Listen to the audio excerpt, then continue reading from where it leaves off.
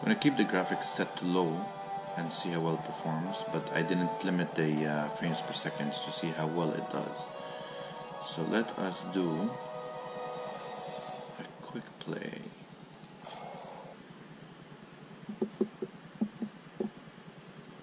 So right now we're doing 59, 60 frames per second, but then again we haven't really started the game yet, so we're going to see how well it performs as we're playing in action.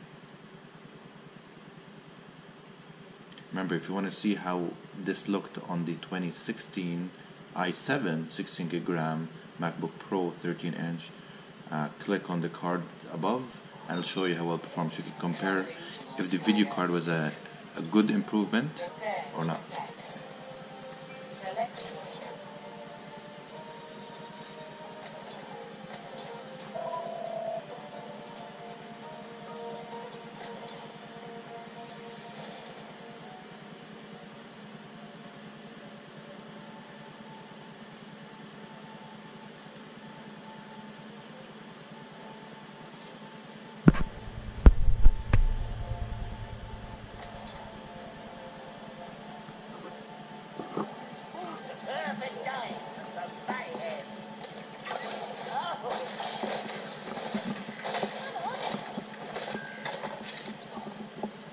The graphics actually look decent.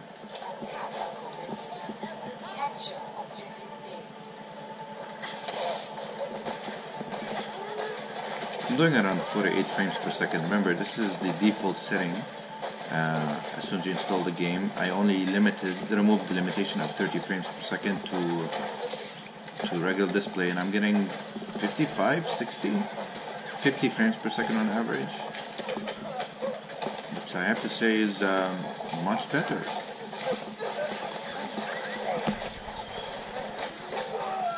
Oh, that was good. Alright, so let's pump up the graphics, see if we can significantly lower the quality. I mean, significantly lower the performance. So now I'm setting to medium. Now it's going to require me to restart. So we're going to do that now. Okay, so the graphics seem a bit better, but I'm doing 41, 42 frames per second. There's definitely a lag. And in action it dropped to 39 frames per second. I wouldn't say it's ideal to play Overwatch outside low setting. Let's see. I am noticing a lag, I'll tell you that. 38, 37 frames per second. No, you wouldn't want to play at this setting. You are gonna, I mean, in here, trust me, every frame matters because it's gonna affect your performance and you're gonna die more. Any lag, any latency. So you're actually gonna still have to play it low, but even at low setting, we're still getting 60 frames per second, which is pretty decent. Now, of course, you can go to the advanced and start messing up with some of these settings, and I can give some recommendations in description how to get better or the most out of it to get the best, you know, graphics for not losing a lot of speed, but have a little still better quality. I'll add those in the description. But I mean, honestly, I don't see a huge improvement in game mode. I mean, I'm sure if you look at the you know, the performance I was showing in between the 2016 and 2017, yeah, you can see on numbers they seem to be better on CPU and so on, but in gaming you're not really gaining any frames per second, not at all. So is it worth the upgrade? No. Well, let's see if we can get more action in and see if it does make a difference. We have time. I'm going to play a little bit more with this setting.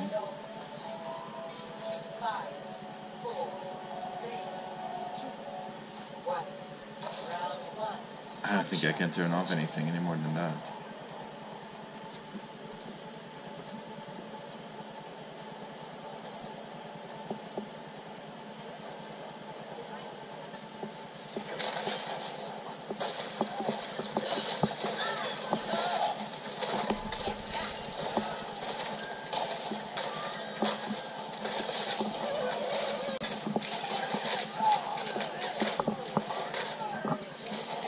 that was nice. So while there's action, you're doing about 40 frames per second. This is at medium. Remember, when we were doing at the low setting, we were getting around 60 frames per second, which is very playable. So you can absolutely play Overwatch on the new, well, actually even on the 2016 you can play very well on the low setting. But I wouldn't say you're gonna get the best performance for how much you're paying for this laptop.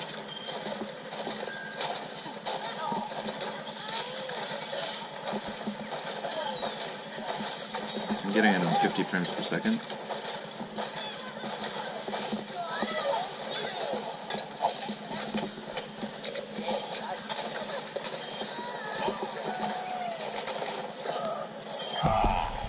And that's it.